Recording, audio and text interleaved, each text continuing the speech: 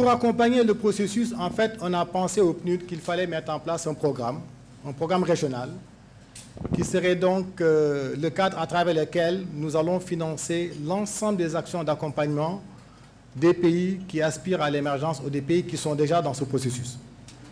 Et comme ça a été rappelé par le ministre, ce processus est une plateforme d'échange et de partage entre les pays africains, parce qu'il y a beaucoup d'initiatives qui se font sur le continent, mais également nous inspirer des bonnes pratiques dans d'autres continents. Et c'est la raison pour laquelle, lors de la première édition, on a eu la participation des pays de l'Amérique latine, comme le Brésil.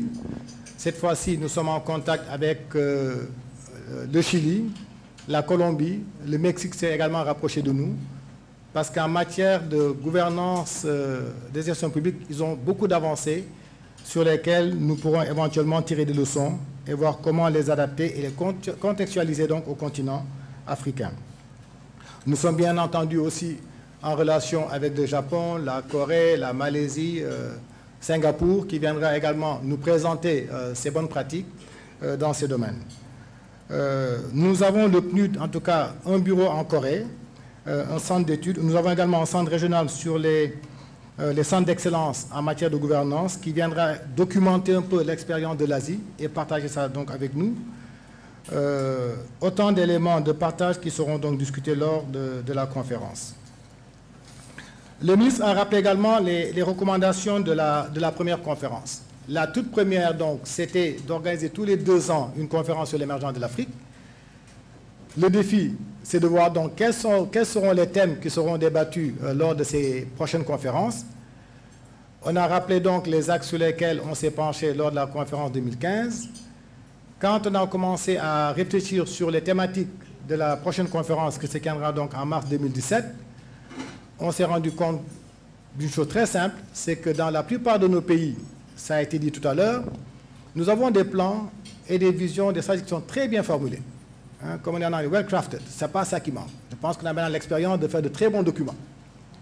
Mais le grand défi qui est le nôtre, c'est la planification et la mise en œuvre. D'où la thématique de la prochaine conférence. C'est ça l'enjeu. On a de très bons documents, mais la mise en œuvre pose problème. Et c'est la raison pour laquelle ce thème a été choisi donc pour la prochaine conférence et fera donc l'objet de discussions approfondies. Le ministre a également rappelé les documents qui seront préparés dans ce sens. Le PNUD va faire une présentation sur l'état des lieux, sur la quinzaine des pays qui ont été donc identifiés et qui ont fait des papiers sur le processus, leurs défis, leurs contraintes. Nous allons faire la synthèse de ces différents documents que nous allons présenter lors de la conférence. La Banque mondiale, qui est un partenaire également, va présenter un document sur la gouvernance des institutions publiques. Donc c'est le thème qui a été confié à la Banque mondiale dans le cadre de la conférence.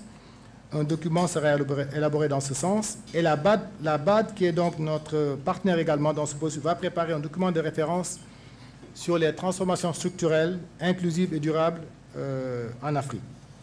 Donc voilà les 3 documents de référence qui seront préparés.